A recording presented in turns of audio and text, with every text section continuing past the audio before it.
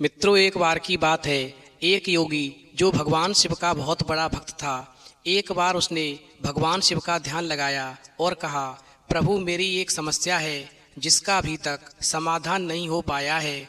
मैं समाधान ढूंढने के लिए दिन रात परेशान रहता हूँ। यदि मेरी भक्ति आपके प्रति सच्ची है तो मेरी समस्या का समाधान करने की कृपा करें, अन्यथा मैं अपने मार्ग से भटक सकता हूँ। इस प्रकार अपने भक्त योगी की बात को सुनकर भगवान शिव उसके सपनों में आते हैं और कहते हैं, बताओ बेटे, तुमने मुझे क्यों याद किया? अपने भक्त को मैं परेशान होते हुए नहीं देख सकता।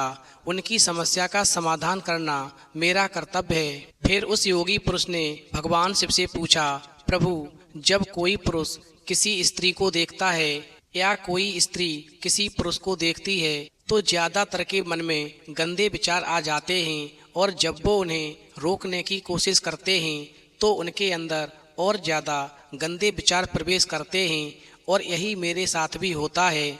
आखिरकार मैं जानना चाहता हूँ कि इंसान के मन में इतने गंदे विचार क्यों आते हैं, और इसी वासना की वजह से स्त्री और पुरुष अपने आचरण से गिरते जा रहे हैं और उन्हें स्वर्ग की जगह नरक में भेजा जा रहा है।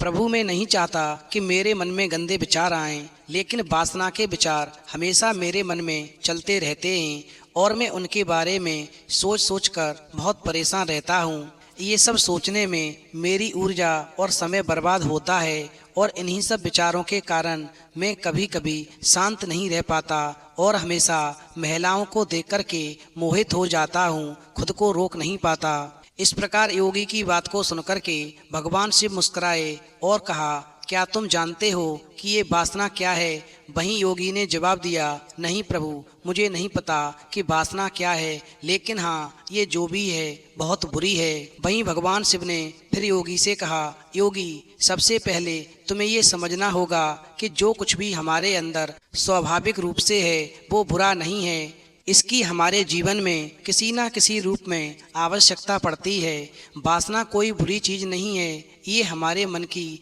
एक भावना है जो हमें किसी न किसी चीज़ की कमी का एहसास कराती है, और फिर हम उस चीज़ को पाने के लिए उस चीज़ की ओर आकर्षित हो जाते हैं। जैसे अगर आपके पास पैसे की कमी है तो आपके मन में पैसे पाने की इच्छा होती है तो वासना जागेगी। इसका मतलब ये नहीं है कि वासना बुरी है, बल्कि ये हमारे मन की एक तरह की ज़रूरत का एहसास है, और जब ये ज़रूरत शारीरिक होती है तो हम इसे काम वासना कहते हैं। इस प्रकार भगवान शिव की बात को सुनकर के योगी कहने लगे, हे प्रभु, मैं वासना को तो समझ गया कि वासना का अर्थ क्या है, लेकिन आप ये भी बताइए कि ये कहाँ से आती है और कैसे आती है। वहीं भगवान शिव कहते हैं, वासना कहीं से नहीं आती, ये हमारे अंदर ही होती है और इसका होना भी जरूरी है, तभी मानव जाति का विस्तार होना संभव है। यदि इंसान के अंदर वासना नहीं होगी तो मानव जाति का विस्तार कैसे होगा? इस प्रकार भगवान शिव की बात सुनकर के योगी कहने लगे, हे प्रभु, जब ये वासना हमारे अंदर है और जरूरी भी है तो लोग इसे गलत क्यों कहते हैं? वहीं भगवान शिव ने कहा, यही समस्या है, लोगों ने वासना के बारे में गलत सोच बना रखी है। लोग इसे छुपाने और दबाने की कोशिश करते हैं। वासना गलत नहीं है, लेकिन वासना का गलत तरीके से उपयोग करना गलत है। लोग जो पसंद करते हैं उसके लिए जीना शुरू कर देते हैं और हर समय उसी के बारे में सोचते रहते हैं, लेकिन ये सब गलत है। वहीं भगवान शिव ने योगी से आगे कहा, क्या तुम्हें पता है कि जानवरों के अंदर भी वासना होती है? वहीं उस योगी ने उत्तर दिया, हाँ प्रभु, जानवरों में भी वासना होती है, क्योंकि जानवर भी अपनी पीढ़ी को आगे ले जाते हैं। इस प्रकार भगवान शिव ने फिर कहा, तो फिर हम जानवरों की वासना को गलत क्यों नहीं कहते,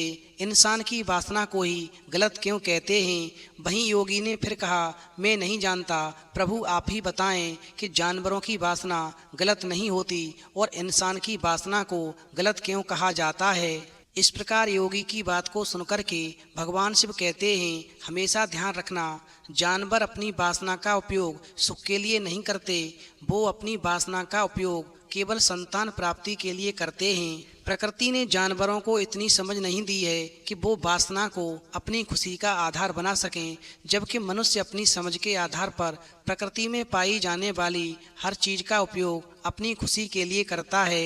इंसान ने काम और वासना को अपनी खुशी का जरिया बना लिया है, जबकि प्रकृति ने हमें अपने वंश को आगे बढ़ाने के लिए ये सब दिया है, लेकिन मनुष्य ने इसे अपने जीवन का अंतिम लक्ष्य बना लिया है। जबकि वासना को बेलगाम होने देना पूरी तरह से गलत है। इस प्रकार भगवान शिव की बात को सुनकर के योगी ने फिर कहा, प्रभु हम हावी क्यों हैं और वासना बेलगाम क्यों हो जाती है। फिर भगवान शिव ने कहा, अब मैं तुम्हें जो बताने के लिए जा रहा हूँ उसे बहुत ही ध्यान से सुनो, फिर तुम्हारी समझ में वासना का पूरा खेल आ जाएगा। तुम्हें तुम्हारे सभी सवालों के जवाब भी मिल जाएंगे, तुम्हें बस ध्यान से सुनना और समझना होगा। भगवान शिव ने योगी से कहा, एक समय की बात है, एक गुरु और उनके शिष्य एक आश्रम में रहते थे। शिष्य रोजाना भिक्षा लेने के लिए आश्रम से बाहर गांव में जाते थे, और जो शिष्य भिक्षा लेने के लिए गांव में जाता था, रास्ते में एक नदी पड़ती थी जिससे होकर के उसे रोजाना गुजरना होता था। इस प्रकार एक दिन ऐसा आता है कि एक गुरु का शिष्य एक दिन भिक्षा लेने के लिए एक गांव में जाता है, तो एक दिन उसने एक लड़के को एक पेड़ के पीछे छुपे हुए देखा। वहीं वो शिष्य जो था उस लड़के के पास गया और पूछा, भाई तुम इस पेड़ के पीछे छिपकर क्या देख रहे हो।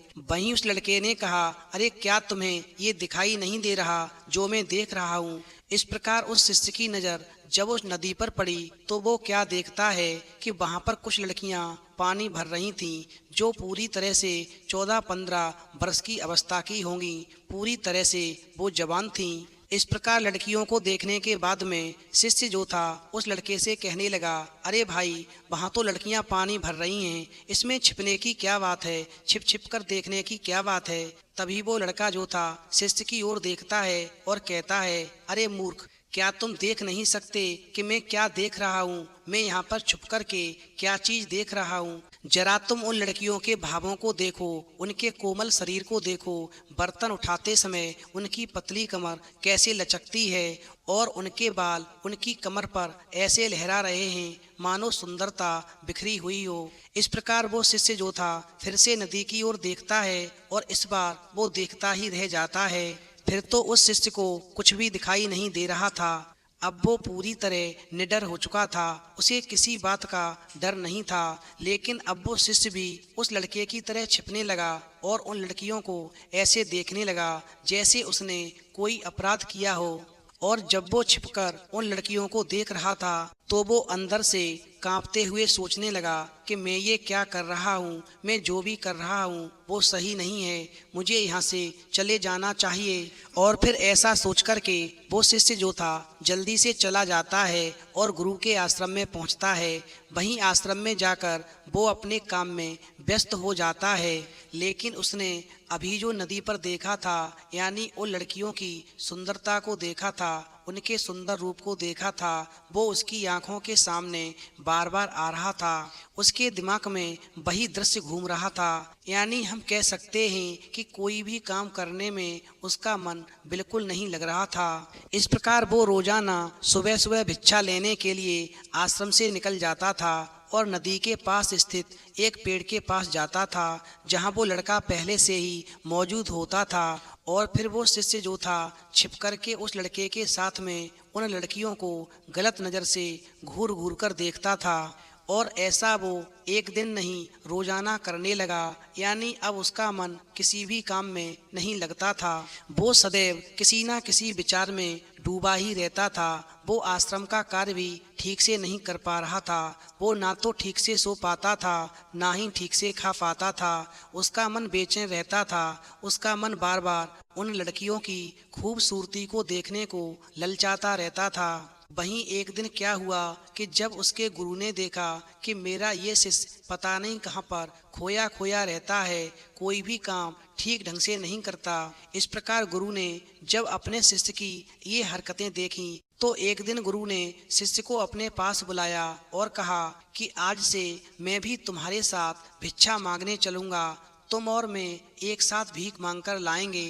तभी शिष्य ने गुरु को मना करते हुए कहा कि नहीं गुरुदेव, आप क्यों परेशान हो रहे हैं, मैं ही ठीक से भीख मांग सकता हूँ, आपको जाने की कोई ज़रूरत नहीं है। वहीं गुरु ने कहा ठीक है, यदि तुम अकेले ही जाना चाहते हो तो चले जाओ। इसके बाद शिष्य जो था भिक्षा मांगने पुनः निकल गया। वहीं शिष्य के जाने के बाद गुरु भी आश्रम से बाहर निकल गए और शिष्य का पीछा करने लगे कि शिष्य कहाँ जाता है, किससे मिलता है, ये सब क्या करता है। और ये सब देखने के लिए गुरु ने शिष्य का पीछा किया। वहीं थोड़ी दूर जाने पर गुरु ने देखा कि उनका शिष्य एक अपराधी की तरह एक लड़के के साथ में पेड़ के पीछे छुपा हुआ है और छिप कर के कुछ लड़कियों को देख रहा है। इस प्रकार गुरु भी अपने शिष्य के पीछे ये देखने के लिए खड़े हो गए कि उनका शिष्य क्या देख रहा है, जिसके लिए वह अपराधियों की तरह पेड़ के पीछे छिपा हुआ है। वहीं गुरु ने देखा कि उनका शिष्य पेड़ के पीछे छिपकर उन लड़कियों को देख रहा है जो नदी से पानी ले रही थीं। भगवान शिव कहते हैं, हे योगी, इस प्रकार गुरु ने अपने शिष्य को आवाज लगाई और कहने लगे, अरे तुम तो भिक्षा मांगने जा रहे थे, क्या भिक्षा इन लड़कियों से भी मांगोगे? यहाँ पर छिपकर क्यों खड़े हो? फिर तो गुरु की आवाज सुनकर के शिष्य का मन घबरा गया और उसे पसीना आने लगा। वो ऐसे कांप रहा था जैसे किसी चोर को चोरी करते समय रंगे हाथों पकड़ लिया जाता हो। इस प्रकार उस शिष्य की हालत गुरु को देख कर के पूरी तरह से खराब हो गई। वो कुछ भी बोलने में पूरी तरह से असमर्थ होने लगा। इस प्रकार शिष्य के साथ में जो लड़का था वो तो भाग गया, जिससे शिष्य जो था और भी ज्यादा घबरा गया। वहीं शिष्य के मुंह से केवल कुछ टूटे फूटे शब्द ही निकल रहे थे और वो अपने गुरु से आंख मिलाने का भी साहस नहीं कर पा रहा था। इस प्रकार गुरु ने शिष्य की ओर देखकर कहा, मेरा शिष्य निडर है, वो किसी चीज से नहीं डरता, लेकिन यह क्या है, तुम डर के मारे कांप क्यों रहे हो? वहीं शिष्य ने गुरु से कहा, गुरुजी मुझे माफ़ कर दीजिए, इसमें मेरी कोई गलती नहीं। उस आदमी ने मुझे धोखा दिया, लेकिन मैं तुमसे वादा करता हूँ कि आज के बाद मैं ऐसा दोबारा कभी नहीं करूँगा। मैं क्षमा चाहता हूँ।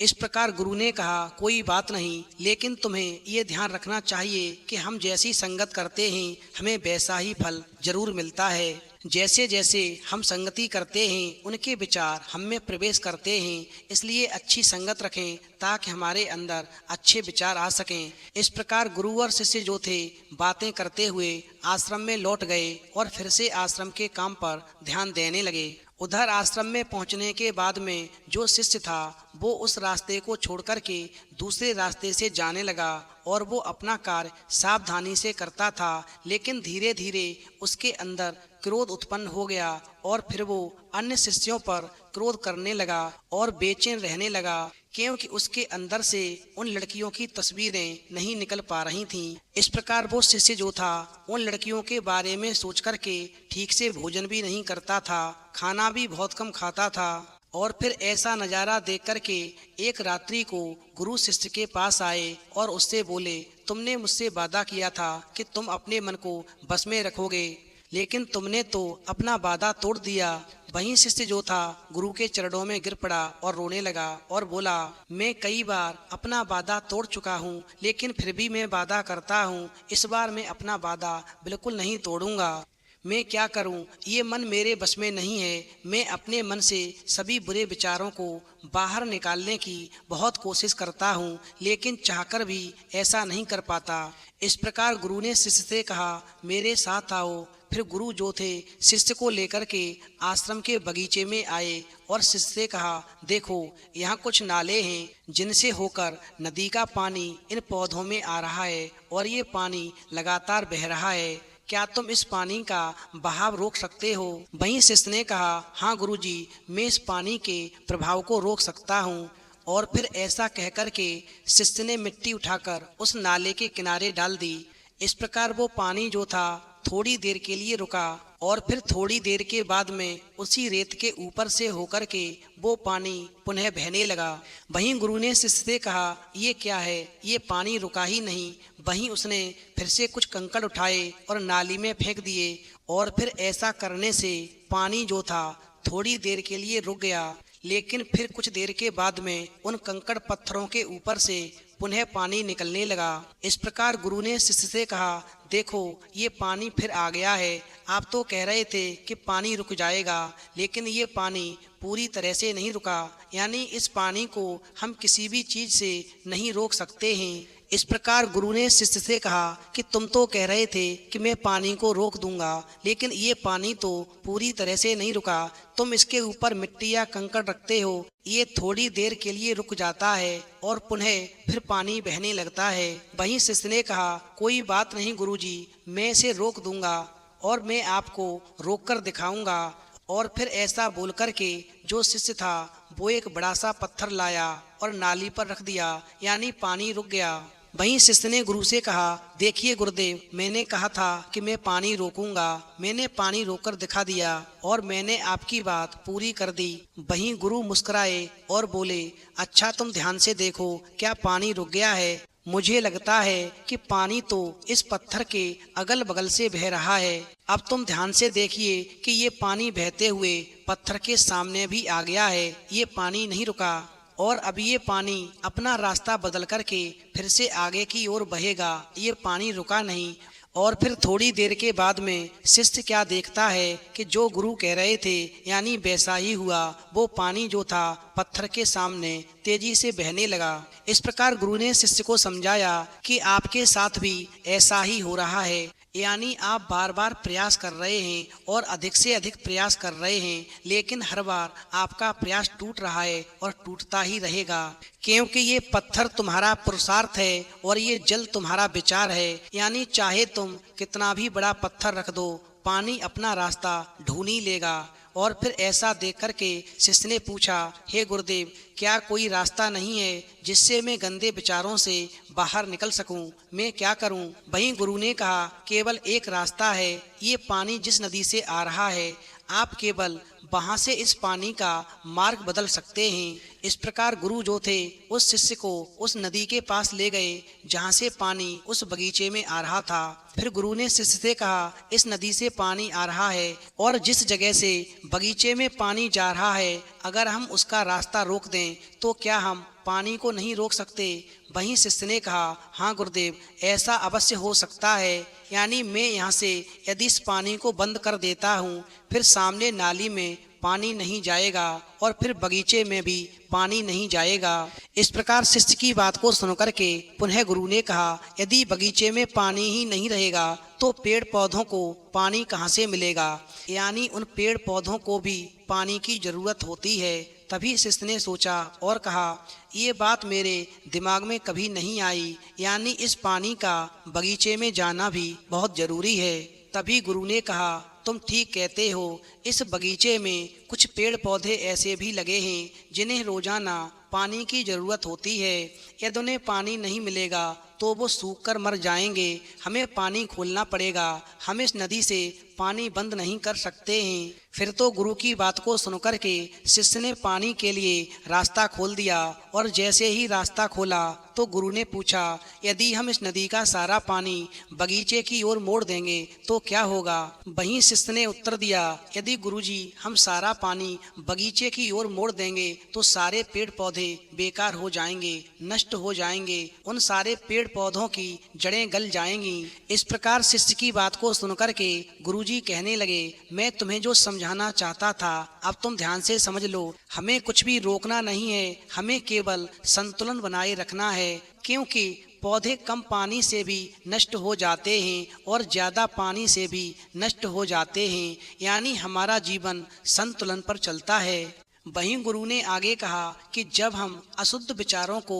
बलपूर्वक रोकने का प्रयास करते हैं तो वो और अधिक मजबूती से हमारे अंदर प्रवेश कर जाते हैं। इसीलिए हमें कभी भी उन्हें दबाने की कोशिश नहीं करनी चाहिए। यानी बुरे लोगों की संगत के कारण ही हमारे मन में गंदे विचार आते हैं। कई बार कामुकता हमारे अंदर नहीं होती, लेकिन कुछ असली लोगों के साथ रहने के कारण वो हम पर हावी हो जाती है।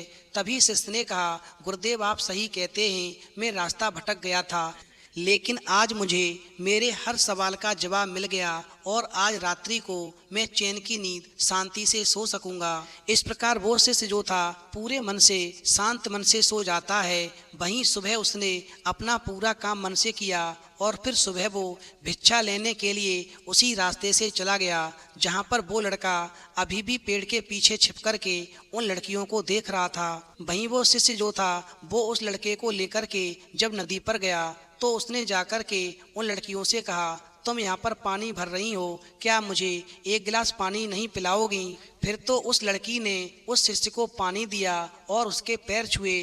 वहीं शिष्य ने भी उस लड़की को आशीर्वाद दिया और कहा, आप स्वस्थ रहें ताकि मानसिकता सकारात्मक ऊर्जा से भर जाए। फिर तो उसके चेहरे पर ऐसी मुस्कान आ गई मानो उसे कोई खोई हुई चीज वापस मिल गई हो। फिर वो अपने रास्ते पर वापस जाने लगा। यानी उस शिष्य ने फिर उस लड़के से कहा कि अपने आप को पहचानो, इस तरह अपना समय बर्बाद न करो। फिर वो लड़का जो था उस शिष्य से रोज मिलने लगा। इस प्रकार उस शिष्य ने उस लड़के को नदी पर न जाने के लिए प्रेरित किया। फिर वो भी लड़का अपने जीवन में कुछ बनने के लिए संघर्ष करने लगा। इस प्रकार अंत में भगवान शिव कहते हैं, हे योगी, क्या तुमने देखा कि संगत का असर क्या होता है? इसलिए अपनी संगत बदलो, अपने विचार बदलो। फिर तो वो योगी कहने लगा, हे प्रभु, आज आपने मेरी शंका का समाधान कर दिया, मुझे मेरे सभी प्रश्नों के जवाब मिल गए। इस प्रकार उस योगी ने भगवान शिव के चरणों को स्पर्श किया और जैसे ही वहां से चलने के लिए उठा तो भगवान शिव ने कहा कि जब तुम्हारे मन में गंदे विचार आए तो खुद को दोषी मत मानना। ये शरीर है और ये सब इस शरीर ने हजारों वर्षों से सीखा है। ये सिर्फ आपके सोचने या शपथ लेने से टूटने वाला नहीं है, बल्कि आपके पास वो शक्ति है, वो ऊर्जा है जिसका आपको संतुलन में उपयोग करना है। हमेशा ध्यान रखना कि तुम एक जीवित ऊर्जा हो जो कुछ भी अनुभव करने के लिए स्वतंत्र हो, इसीलिए तुम अपने आप को जानते हो। तो मित्रों, इस कहानी से हमें ये सीख मिलती है कि हमारे विचार बहुत ही महत्वपूर्ण होते हैं। हमारे विचार ही हमारे भविष्य की दिशा तय करते हैं। हमें अपने मन में पूरी ताकत से सकारात्मक विचारों को अपनाना चाहिए ताकि हम सही दिशा में आगे बढ़ सकें। अंत में भगवान शिव कहते हैं, हे योगी, जो अपने आचरण को शुद्ध रखता है, अपने आचरण से नहीं गिरता, ऐसा इंसान जीवन में सभी सुखों को पाता है और उसे स्वर्ग की प्राप्ति होती है, फिर चाहे वो स्त्री हो या पुरुष हो। तो मित्रों, यदि आपको हमारी कहानी पसंद आई हो तो प्लीज़ आप हमारे चैनल को सब्सक्राइब करें और भगवान शिव के लिए एक लाइक करना बिल्कुल